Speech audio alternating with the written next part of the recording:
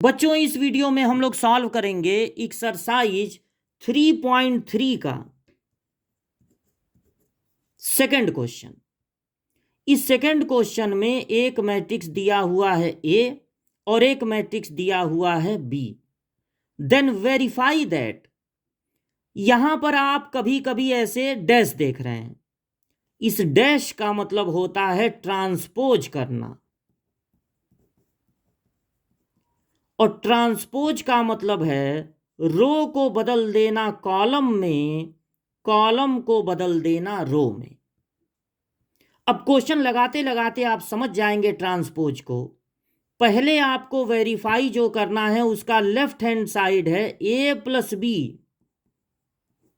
का डैश, मतलब ट्रांसपोज, और इसका राइट हैंड साइड है a transpose plus b transpose.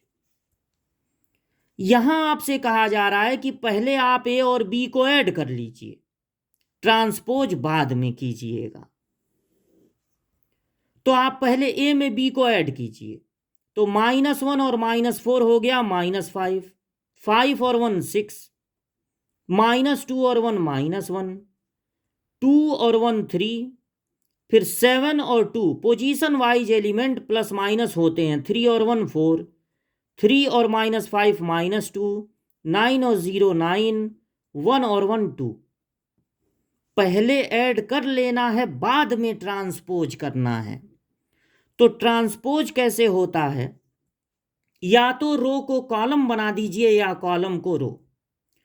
पहले रो को पहला कॉलम, दूसरे रो को दूसरा कॉलम, तीसरे रो को तीसरा कॉलम। अब ये डैश मत लगाइएगा क्योंकि ट्रांसपोज कर दिए, अब नहीं डैश लगेगा। तो जब आप रो को कॉलम बना रहे थे तो आप देखिए कॉलम अपने आप रो बन गए हैं। देखिए पहला कॉलम पहला रो बन चुका है, दूसरा कॉलम दूसरा रो, तीसरा कॉलम तीसरा रो। अब राइट हैंड साइड में क्या करना है? पहले ही डैश कर लेना है, यानी ये जो मैट्रिक्स ए है उसका पहले ही ट्रांसपोज कर लेना है, फिर बी का ट्रांसपोज करना है और ऐड बाद में करना है। ट्रांसपोज करने के बाद ऐड करना है।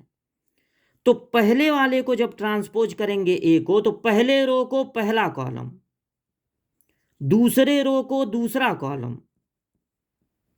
तीसरे रो को तीसरा कॉलम। अब प्लस लगा दीजिए और बी को ट्रांसपोज कर दीजिए। पहले रो को पहला कॉलम, दूसरे रो को दूसरा कॉलम, तीसरे रो को तीसरा कॉलम। अब इनको ऐड कीजिए, ट्रांसपोज हो चुके हैं। तो -1 और -4 हो गया -5, 2 और 1 3, 3 और -5 -2 होगा, 5 और 1 6, -2 और 1 -1, 7 और 2 9, 9 और 0 9, 1 और 3 4, 1 और 1 2। अब आप देख लीजिए दोनों आंसर आपको सेम मिलेंगे, यानी कि कभी भी अगर आपके पास दो मैट्रिक्स है उनको ऐड करके ट्रांसपोज कीजिए या अलग अलग ट्रांसपोज करने के बाद ऐड कीजिए, रिजल्ट सेम ही मिलने वाला है। और अब इसका सेकंड पार्ट। सेकंड पार्ट में लेफ्ट हैंड साइड में है ए माइनस बी ट्रांसपोज और राइट हैंड साइड में है a transpose minus b transpose. तो पहले आपको ए में से बी को माइनस करना है, ठीक है? तो -1 में माइनस होगा -4, तो माइनस माइनस प्लस हो जाएंगे। 2 में 1, 3 में -5, 3 में माइनस होगा -5, तो माइनस माइनस प्लस हो जाएंगे। 5 में माइनस होगा 1, -2 में माइनस होगा 1, 7 में माइनस होगा 2, 1 में माइनस होगा 3, 9 में माइनस होगा 0, 1 में माइनस होगा 1। पहले माइनस कर लेना। अब देखिए, अब ट्रांसपोज लगा लीजिए, अभी ट्रांसपोज भी करना पड़ेगा। तो ये हुआ 3, 5 माइनस 1 4, माइनस 3 1, 5 माइनस 2 8 9 0। अभी ट्रांसपोज लगाए हुए हैं। अब ट्रांसपोज जब करेंगे तब ये हटा देंगे, तब भी मत लगा दीजिए, नहीं तो एक बार और ट्रांसपोज हो जाएगा, फिर यही चीज मिल जाएगी। पहले रो को पहला कॉलम, दूसरे रो को दूसरा कॉलम, तीसरे रो को तीसरा कॉलम। अब नहीं लगेगा ट्रांसपोज, ट्रांसपोज हो गया।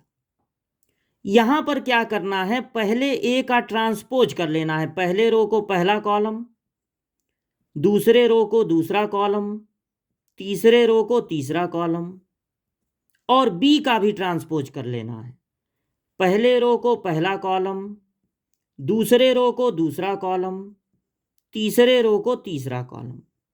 अब माइनस करना है, तो ये माइनस माइनस प्लस हो जाएगा। 4 और माइनस 1 मिलके होगा 3। 5 में से 1 माइनस होगा 4, माइनस 2 और माइनस 1 माइनस 3। 2 में से 1 माइनस होगा 1, 3 और ये माइनस माइनस प्लस हो जाएंगे यानी 8। 7 में से माइनस होगा 2, 1 में से माइनस होगा 3 यानी माइनस 2, 9 में से 0 माइनस होगा 9, 1 में से 1 माइनस होगा 0। आप देख रहे हैं कि लेफ्ट हैंड साइड इक्वल आ गया है राइट हैंड साइड के। इसका मतलब है कि आप दो मैट्रिक्स को माइनस करके उनका ट्रांसपोज कीजिए, या पहले ही ट्रांसपोज कर लीजिए तब माइनस कीजिए, कोई फर्क पड़ने वाला नहीं है, सेम आंसर मिलेगा।